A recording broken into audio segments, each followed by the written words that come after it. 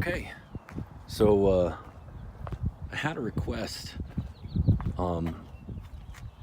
After somebody looking at this, I think it's cool and whatever, and want to know how much space I've got to work. They want to see the engine compartment. So here it goes. I'm going to show you. This is part of the issue with this monster.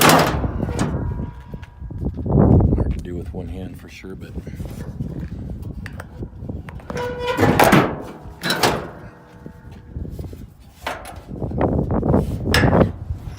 All right. So this is the so-called very good focus there. Let's see if we can get a focus. There we go. All right. So the engine compartment. Wanted to see. So there's the hood open, and really a better description would be the radiator compartment, because there is literally, well, that's the width of my phone that I'm recording on. Distance between the radiator shroud and the firewall. So the engine literally sits underneath and behind, and that's an old flathead VA. So you can see the starter there on top, and then down there you see the heads themselves. It's all under the pretty much under the cab. That's why they call it a cab over engine. So there is no space in the engine compartment. Literally, as you see, the engine sits, my hand in there, the engine sits from right here. So that whole front hood and portion of the cab, there is no engine space. The engine literally sits right there underneath. So that's going to be interesting as I add a much larger engine. I'm going to have space to fit, because that, and I know it's hard to see, but that's a very small cover. To give you some reference, that's my hand. It's, not much bigger than my hand for the width, maybe 18 inches.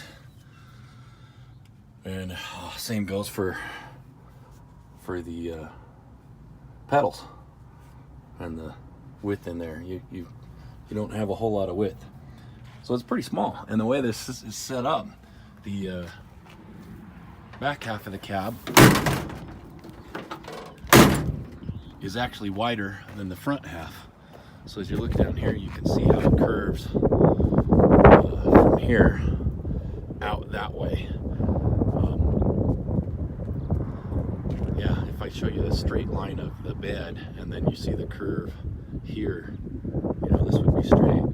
This is the curve here of the cab. That's something I've got to adapt when I add the two cabs together, because I'm going to do them back to back, but then I'm going to add the back half. So I'm going to cut this back half off here, right down along there, and then back up the other cab up to it, back half to back half, but then the whole thing will curve back around to a smaller nose, which I'm going to have to adapt. But obviously there's no space for engine. the engine goes all underneath. And my thought, and we'll see how this works out, but my thought is I'm going to add radiator, take out the old smaller radiator and put in that radiator that I have from that 08, and it go all the way across from here to here underneath this, and pretty much fill this up with radiator. But yeah, so there you go. That's what it looks like under the hood. There really isn't any under hood space. This cab is also interesting in that it has the magic air or heater, basically, for this cab. Again, there's just no space. This is gives you an idea that seats right to the door. The door thickness is, you know, 3 inches. And there you go. That's the inside of my cabin. The idea of how the engine fits under here, where it fits. So be very interesting to try to make this work. But that's the whole point of the project. So there's the upgrade or update on what the engine compartment looks like. And there you go. So next episode, Road Hog, video update, I guess 3.